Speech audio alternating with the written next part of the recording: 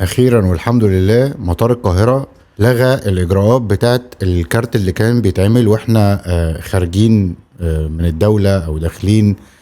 الكارت اللي كنا بنملى فيه البيانات ده صراحه يعني الموضوع ده كان غريب جدا بالنسبه لي. يعني ايه احنا مصر البلد اللي يعني حضارات وقاعدين بنتكلم يعني تاريخ وغيره، والاقي في الاخر ان احنا خارجين نقعد نملى في ورقه كده بياناتك وباسبورك وحاجات كده. بصراحه كان موضوع يعني معاق جدا، وكان بيأخرنا، وكنا بنقعد بقى ندور على الأقلام وحاجات كده غريبة. يعني لازم وانت مسافر تجيب قلم معاك وكانت قصة كده ملهاش أي ستيل لازمة صراحة.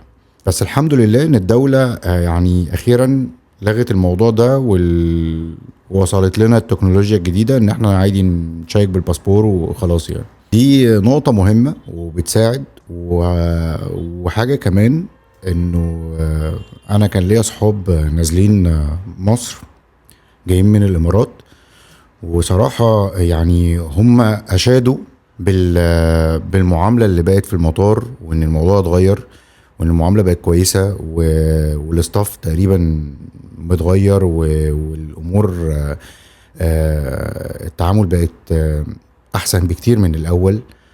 فصراحة دي حاجة فرحتني جدا. ولكن خليني اقول لكم بقى، اللي بينزل مصر بيشتكي من ايه؟ عشان برضو ما نفضلش كل حاجة نقول هي الدولة. احنا كمان علينا عامل كبير جدا. احنا لازم ثقافتنا تتغير يا جماعة، لان احنا جزء كبير جدا في ان السياحة تشتغل. يعني الراجل او الجماعة اللي نزلوا اصحابي بيكلموا انه كلاكسات بشكل بشع. طبعا اللي منكم راح الامارات يعني هيشوف انه مفيش قصة الكلاكسات والحاجات دي خالص.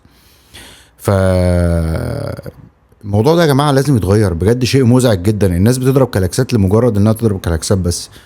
الحاجة كمان موضوع الفهلوة. يعني احنا بلاش يا جماعة ان انت تبص للسايح على انه هو عينك على محفظته. عيب يا جماعة، عيب. لازم الناس اصحاب الكافيهات واصحاب المطاعم وغيره لازم تدربوا الناس تدريب كويس جدا، تدريب محترم جدا، على انه ازاي يتعامل مع الجست او الناس اللي جاية.